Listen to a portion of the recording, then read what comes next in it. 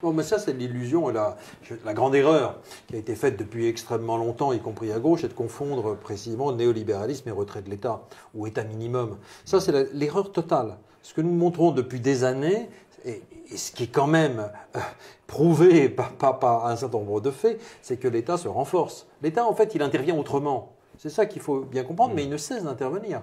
Et l'un des aspects de son intervention, c'est l'intervention sécuritaire. Il faut quand même bien se rappeler que s'il y a quand même quelqu'un qui a introduit le néolibéralisme en France, c'est Giscard.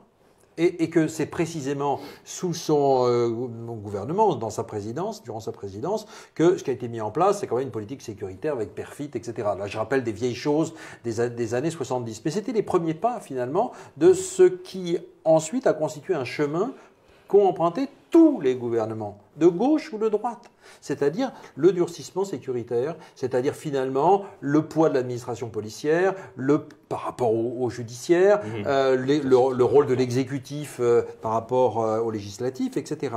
Bon, en fait, le lien que nous faisons, il est assez clair. C'est un régime, une situation, une société qui s'organise autour de la concurrence généralisée, c'est une société finalement où les frictions deviennent de plus en plus importantes, où les conflits deviennent de plus en plus importants, et où d'une certaine façon il faut discipliner la population.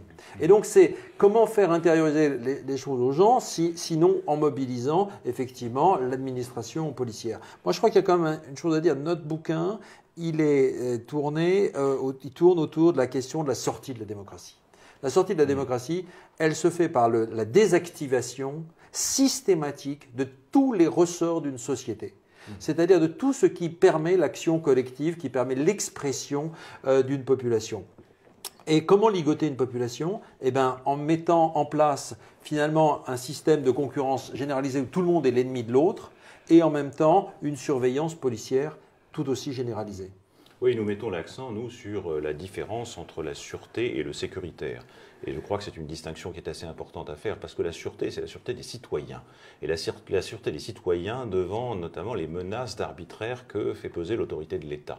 Or, le sécuritaire, c'est pas du tout la même chose. Le sécuritaire, c'est le sécuritarisme d'État, c'est-à-dire que c'est l'État qui est l'arbitre. Et ça, en général, ça se fait au détriment de la sûreté des citoyens. On le voit avec les perquisitions arbitraires auxquelles a donné lieu l'institutionnalisation de l'état d'urgence, les projets. Bon, la discussion qui a eu lieu, qui était assez terrifiante du point de vue de l'ambiance que ça a introduit à l'intérieur du pays, une discussion sur la question de la déchéance de nationalité, sur la constitutionnalisation de l'état d'urgence, ça introduit une atmosphère mais délétère, c'est vraiment le poison sécuritaire par excellence. Et ça, il faut quand même réaffirmer que la sûreté des citoyens, ça passe au contraire par une protection contre ce type de danger.